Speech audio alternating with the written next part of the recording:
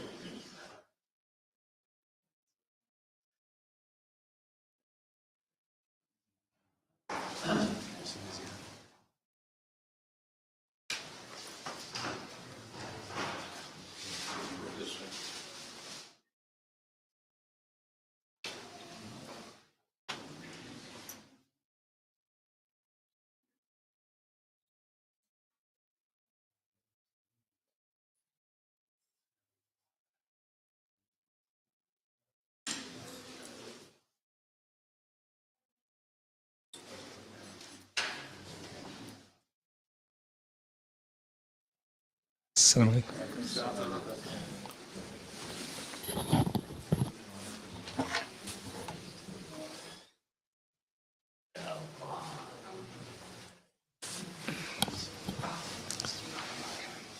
الله أكبر.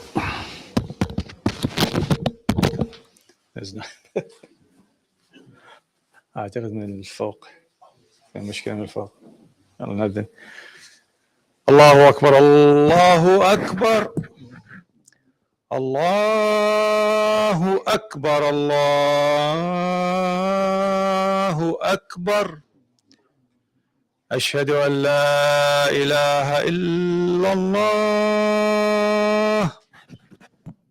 أشهد أن لا إله إلا الله.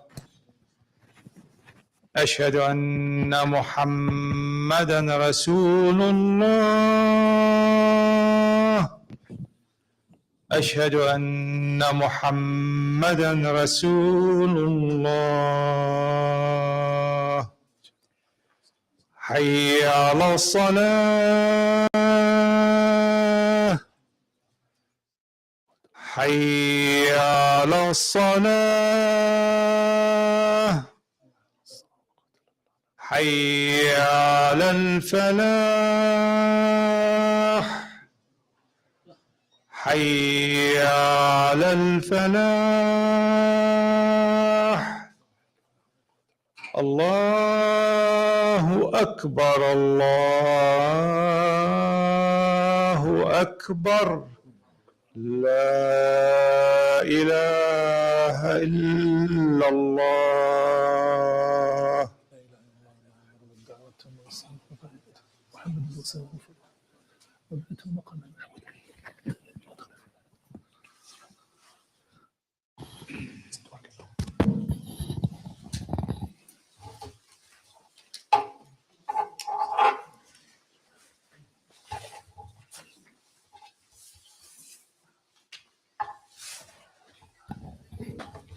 إن الحمد لله نحمده ونستعينه ونتوب إليه ونستغفره ونعوذ بالله من شرور أنفسنا ومن سيئات أعمالنا. من يهدي الله فلا مضل له ومن يضلل فلا هادي له، وأشهد أن لا إله إلا الله وحده لا شريك له، وأشهد أن محمدا عبده ورسوله صلى الله عليه وعلى آله وصحبه وسلم تسليما كثيرا. أما بعد.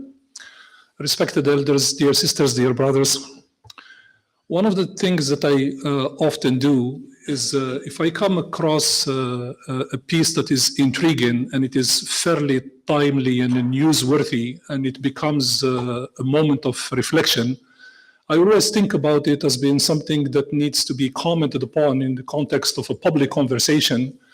And clearly the member of Al-Jum'ah could be a place where that sort of discourse could begin in order for us to reflect, specifically if it is pertinent to the welfare of our community. Today's topic is one of these. Very, very recently, I think it was about a week ago or maybe 4 or 5 days ago, was a piece in Middle East Eye that was written by Dr. Alain Gabon.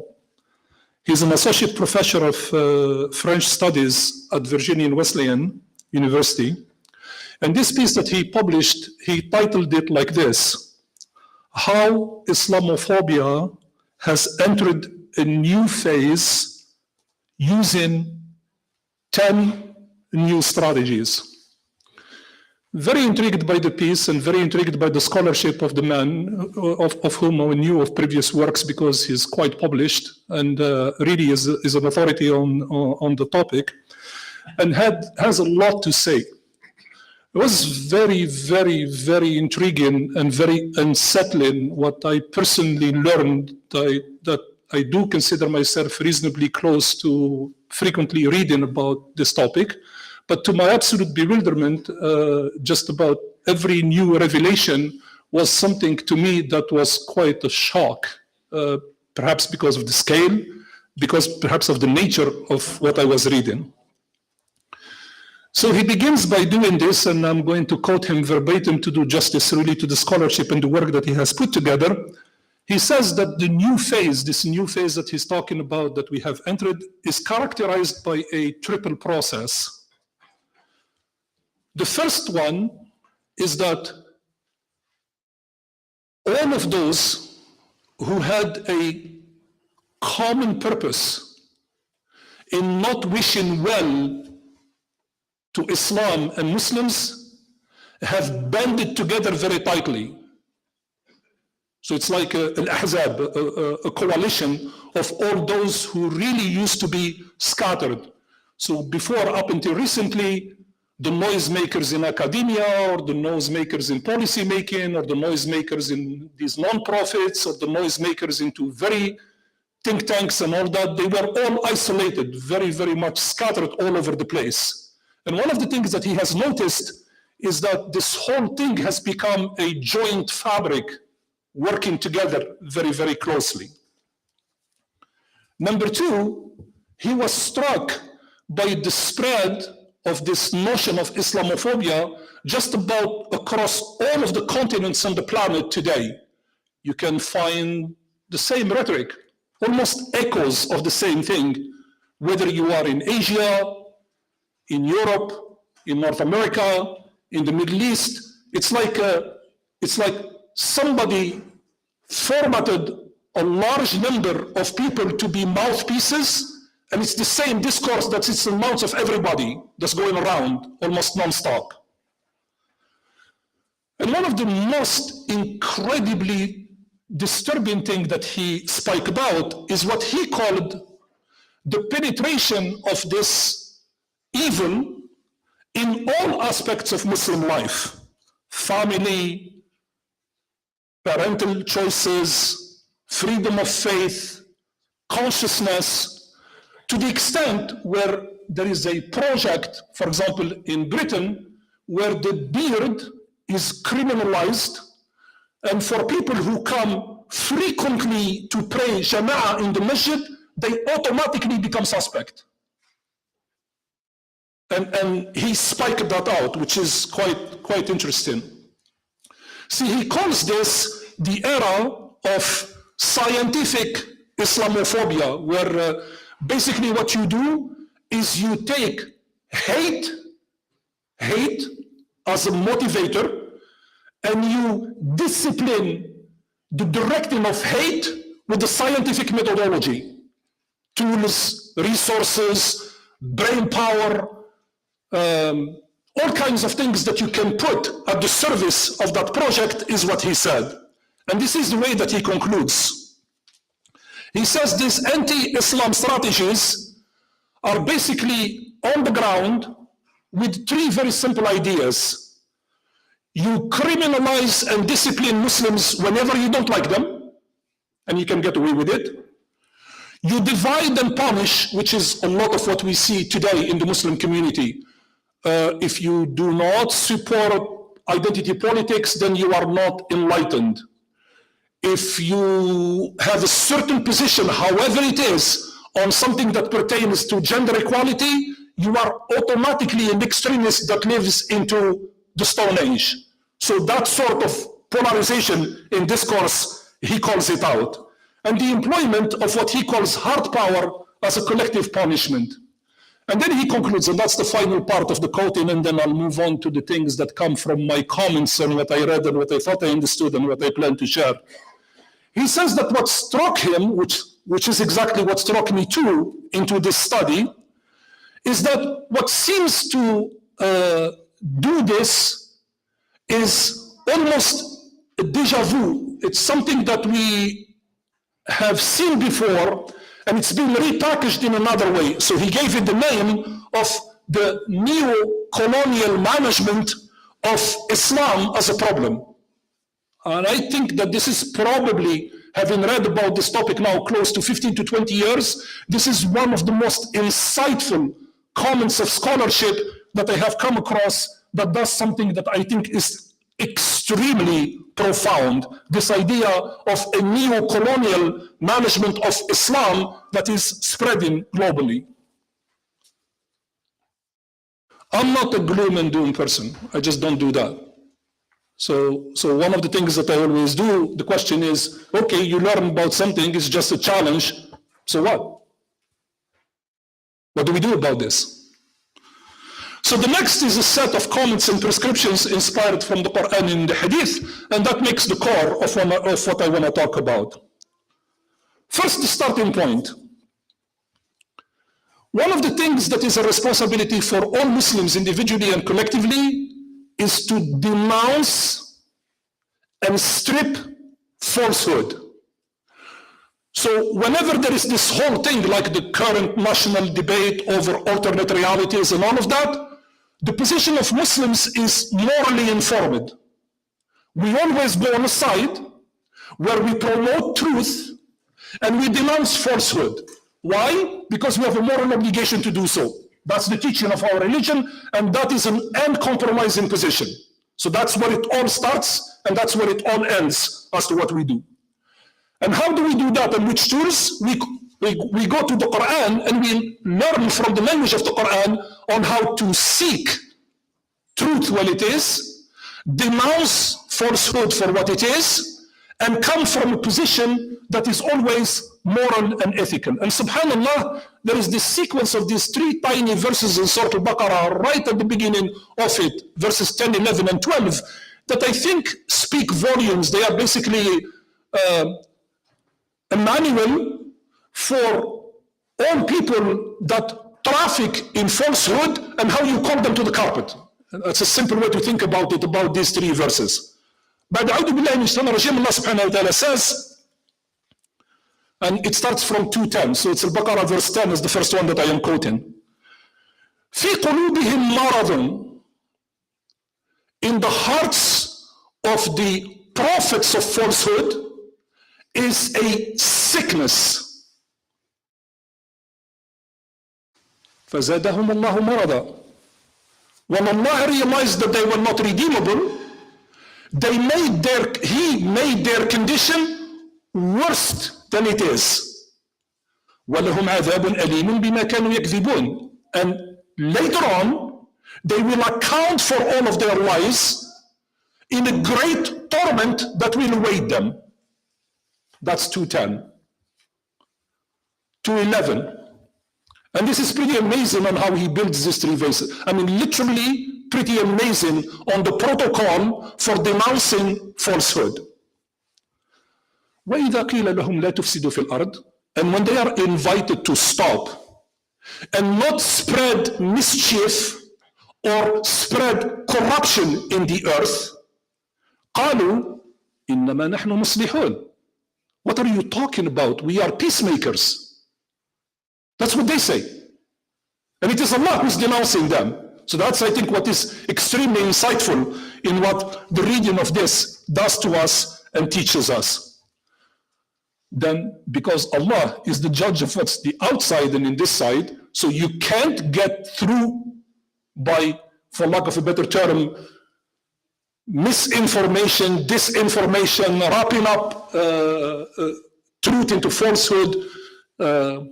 Imam ibn Ashur, one of the greatest Tunisian scholars and mufassir, commentator of the Quran, at the start of this particular century, has an entire commentary on this idea of talbis al-haq bil-batil, on how you take falsehood, you wrap it up into a language that could be Quranic or very soothsaying to the ear, or very elaborate in being technical in the choice of terms and whatnot. So you can somehow wrap falsehood into truth and pretend that it is what it is. So the third verse is when Allah now renders the final verdict. أَلَا إِنَّهُمْ هُمُ الْمُفْسِدُونَ. I, Allah, say that they are truly the one, they are not peacemakers. They are the ones who are spreading corruption. And I say that they are doing so, and they even fail to perceive that.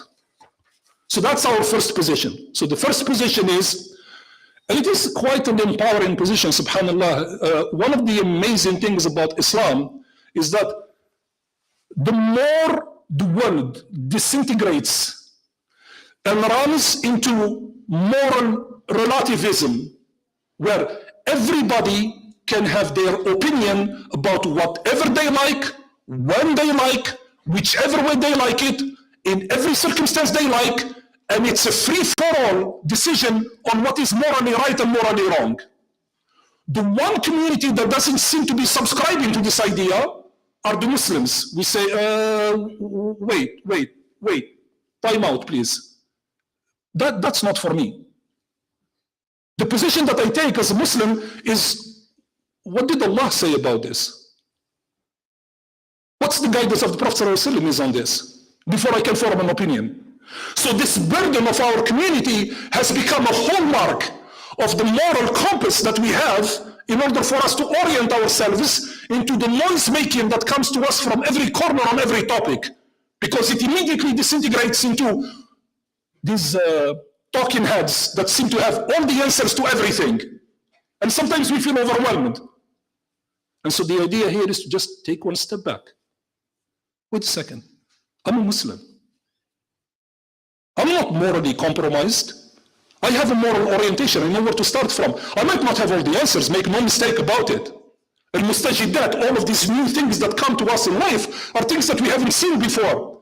But we have the tools to pass through them and to process them. So that's the first approach on how to deal with distinguishing. And I tell you that this is a very, very, very, very serious crisis in our younger population. Because if you think that some of us who are currently at specifically my age, who feel like dinosaurs and at least we can fall back into something, and the way that they deal with us is a very simple way. Well, the guy is senile. Of course, he kind of checked out for a little while, so he doesn't know what he's talking about. He's no longer enlightened. Okay, get it. Thank you. But for the younger ones, it gets very tough because they live at the interface. So you got to deal with this all the time. So how do you deal with this when your moral compass is broken? It's a serious problem. You got to think through the purpose of today's khutbah. Our beloved Prophet ﷺ, that's the second part on how we deal with the denouncing of truth and falsehood. Falsehood makes a lot of noise, but a lot of times it's just a paper tiger. It's exactly that. It's a lot of noise. So there is no reason for which we need to immediately get frazzled or worked up about it, because there is no need for that. Calm could still prevail and we could still see through it. And this is what the Prophet ﷺ did. He prophesied into an unbelievably beautiful hadith that is reported in the canonical compilation of Muslim. And it's interesting that he put this particular hadith in the chapter, in the hadith parlance and technical language, a chapter into a book of hadith is called the book, في كتاب الفتن. And he has a very beautiful way in which he reports this particular hadith. I'll do it in English to cut a little bit on the time. He said that Thawban reported that Allah's Prophet ﷺ made a prayer to Allah for the protection of his ummah. This is now Allah answering the Prophet ﷺ, the Prophet ﷺ turning around, taking the answer that he heard from Allah and sharing it as glad tidings with the community. So the hadith begins from here. I skipped all of the first part that creates the introduction. My Lord said, so this is the Prophet ﷺ speaking, my Lord said, O Mohamed ﷺ, whenever I make a decision, there is none that can change it. Then Allah tells him this, I grant you for your ummah protection that this ummah will never be destroyed by famine or by enemies that will dominate it. So that's the prophecy that the Prophet ﷺ turned around to say that Allah has shared and confided into him that his prayer was answered for protection. And then he tells him, I grant you that for your ummah that will never be destroyed by this famine and by common enemy, the following thing, even if all ill wishers for this ummah, in other words, al-ahzab, the coalition of all of these people that want to harm this community and this religion, come together in order to do something and join hands and work for that purpose, they will not succeed. So what do I do as a Muslim now? Clearly, I take a deep breath and smile. It doesn't mean that I go to, the reason for which we have an entire class of people in Islam called the Murabitun, العين التي تحرس الرباط لا تمسها النار. That's the hadith of the Prophet ﷺ. If somebody is vigilant about the protection of the community, that vigilance is rewarded by never being tormented. So that's a well-known position that exists in our religion. But the point is that we start from a position now that we know that all of this commotion and machinations and strategies and different points and things that are coming, they are not going necessarily to get to the fruition that people expect them to get to. But then the Prophet ﷺ in this Kitab al-Finitan says something extremely insightful. So this is the end of the hadith, the last part of the hadith.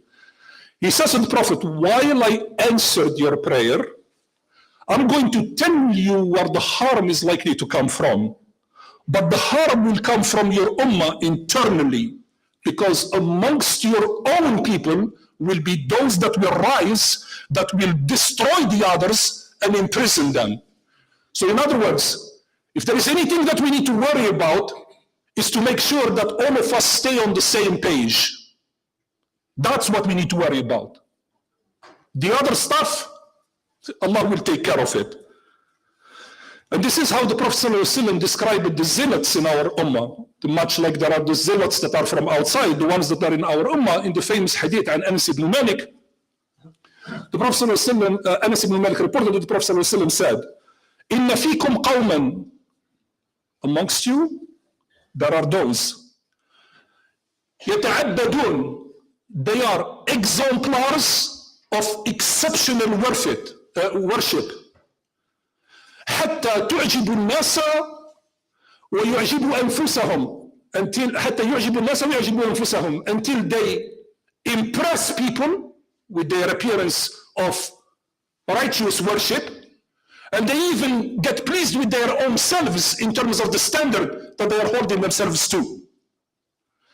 And this is a brilliant piece of Arabic eloquence that the Prophet ﷺ used in the hadith to describe the next part, which is on how you get emotionally and in terms of self-esteem engaged in self-destruction and sabotage, in starting to benchmark yourself against somebody else, and the exercise of benchmarking should not have been there to start with, and yet you engage in doing it.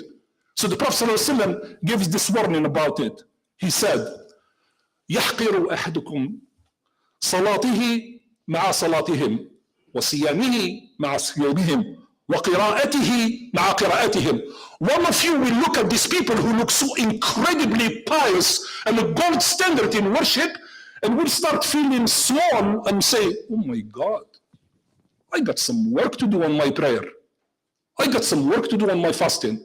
And I got some work to do on my reading of the Quran. I'm not even close to the zip code of where this guy or this girl is. That's how that person starts to feel. And then the Prophet ﷺ says, that Quran that they read, يقرؤون القرآن لا يجاوز حناجرهم. That Quran that they read does not go one iota in distance short than the lip service that they are paying to it. يمرقون من الإسلام, they live and pass by Islam like an arrow that leaves a bow. And that's a very, very powerful mental model of understanding zealotry within Islam.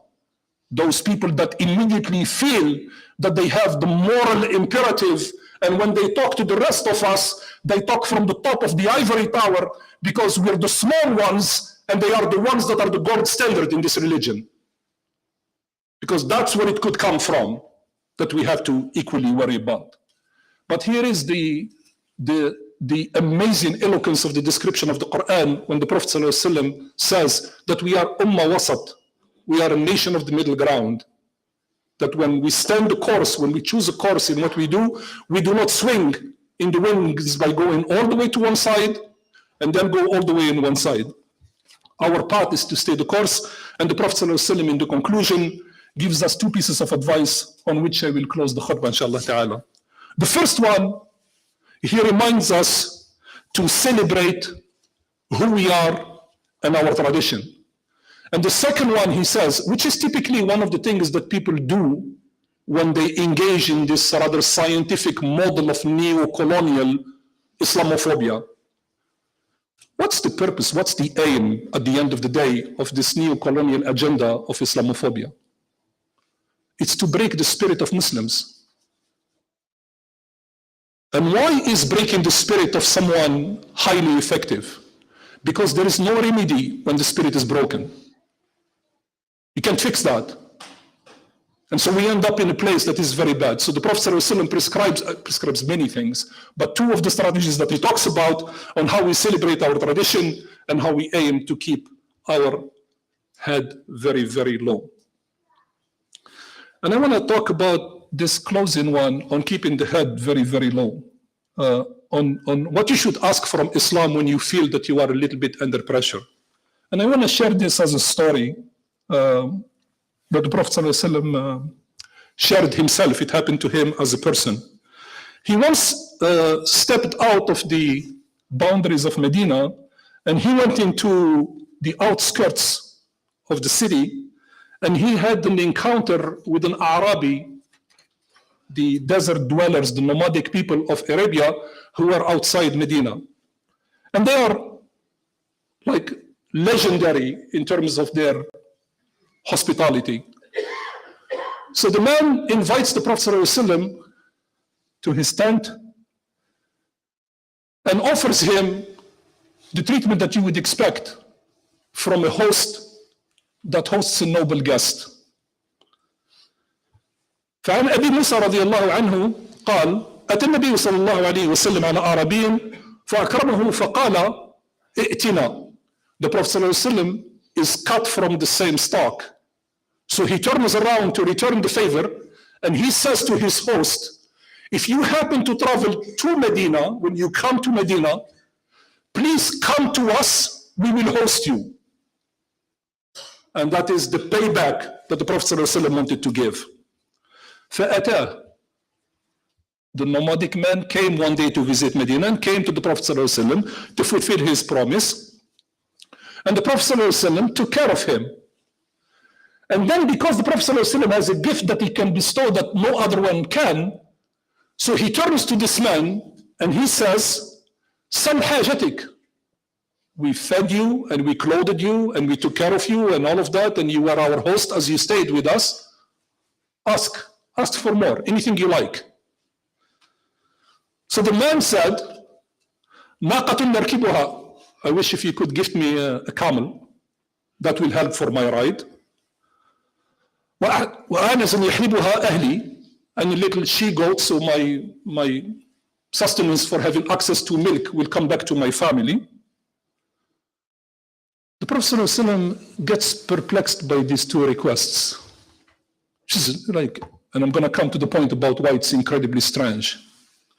So the people who were sitting with him, the other Sahaba, he picks up on this request from this man, and he asks the collective audience that was present with him, أعجزتم أن تكونوا مثل عجوز بني إسرائيل?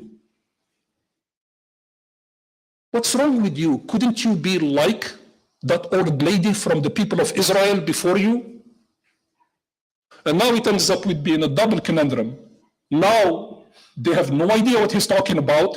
And two, they have no mental reference of this old lady from the people of Israel that the Prophet ﷺ brought into this conversation, which seems like from out of nowhere. But the Sahaba were extremely well trained in information management. You don't make up stuff when you are with the Prophet ﷺ. If you don't know, say I don't know. That's exactly what the next part of the hadith is. They told him, and who is she? Who's this woman you're talking about? قال رسول الله صلى الله عليه وسلم إن موسى عليه السلام, at the time of Moses, لما صار ببني إسرائيل من مصر ظلوا الطريق. When Moses freed the people of Israel from Egypt and was taking them away to safety, out of a sudden there was this extreme darkness that befell this entire traveling crew that was going to their place, to the point where they could no longer see where they were going. فقال ما هذا? So Musa was so perplexed, like total darkness at the time where it's not supposed to be there. So he said, what is this? Where did this come from? So they told him, I'm going to shorten it because we are out of time. So they told him that where this came from is because there was a promise in the covenant of the people of Israel that in order for them to leave for safety when the time will come for the prophecy, they have to take the remains of Yusuf in the ark that they have to travel with. And the exact prophecy said that if you don't take that, you will be shrouded with darkness.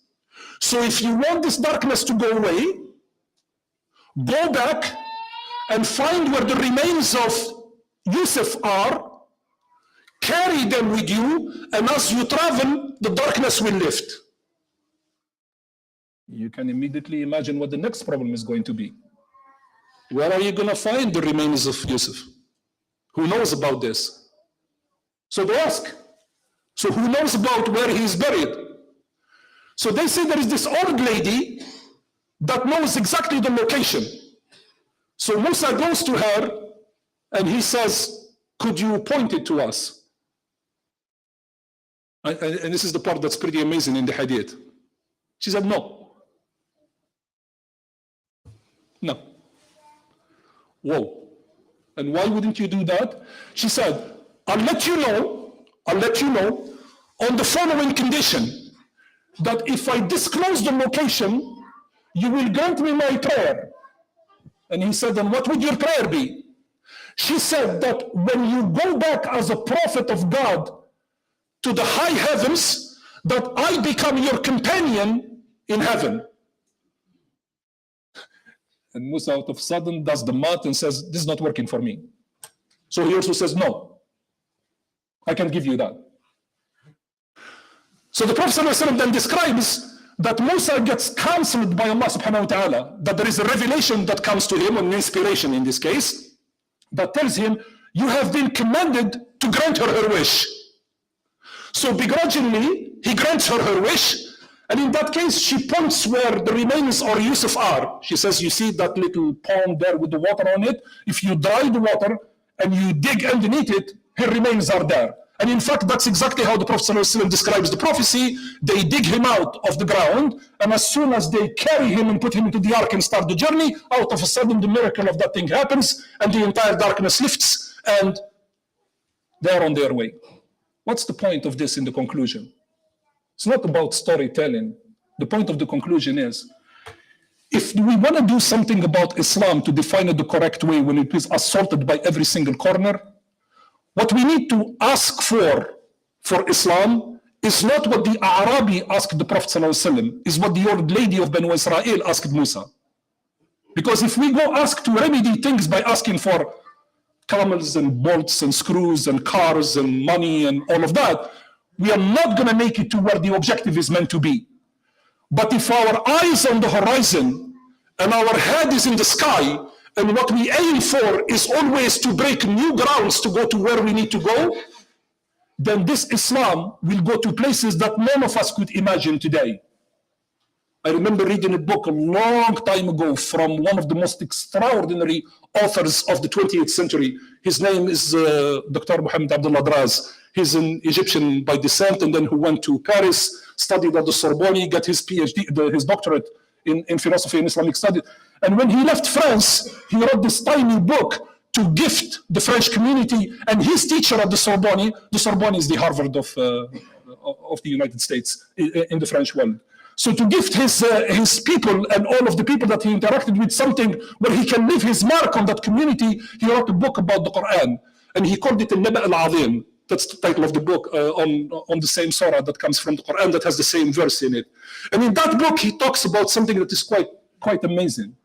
He says that one of the greatest gifts of the Quran is the fact that when it is preserved in our community, when it is preserved in the community, it is preserved in the hearts of people as much as it is preserved between the hard covers that exist into a hard book. Because once you get that sense and that notion of where we are going to go, you can never trip in the future if you are walking with your eyes always looking towards the future. But you can trip on the nearest distance piece of rock if you are trying to walk forward and your head is looking back. And that's what the teaching of this whole thing is about. So you're in good hands. Fear nothing about whatever people conspire with. focus on making sure that we stay united so we don't create enemies amongst ourselves. Celebrate who you are. Be extremely proud of your tradition because it's worth it. And when you are about to walk towards the future, let your eyes be at the end of the horizon. And Allah subhanahu wa ta'ala will take you and will grant you things that beyond any eye can see and any ear can hear. قولوا قولي هذا واستغفر الله لي ولكم فاستغفروه ويغفر المستغفرين.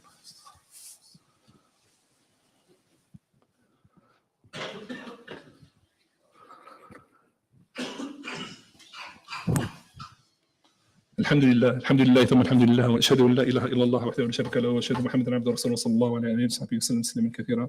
اللهم اتنا في الدنيا حسنه وفي الاخره حسنه وقنا عذاب النار. اللهم لا تدع لنا ذنبا الا غفرته ولا هما الا فرجته ولا دينا الا قضيته ولا مريضا الا شفيته ولا مبتلا الا عافيته ولا ضالا الا هديته ولا غائبا الا رددته ولا مظلوما الا نصرته ولا اسيرا الا فككته ولا ميتا الا رحمته ولا ميتا الا رحمته ولا أميتا إلا رحمته. عباد الله أوصيكم ونفسي بتقوى الله وأقم الصلاة إن الصلاة تنهى عن الفحشاء والمنكر. صلى الله على سيدنا محمد وعلى آله وصحبه وسلم تسليما كثيرا.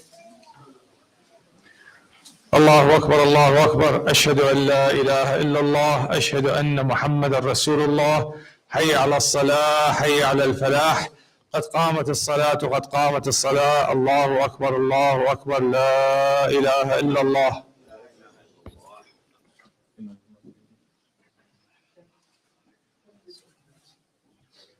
For the brothers who are at the back of the hall, please move forward and to your right. Please move forward and to your right, please. You have plenty of room to complete the rows on your right. Please move forward and to your right.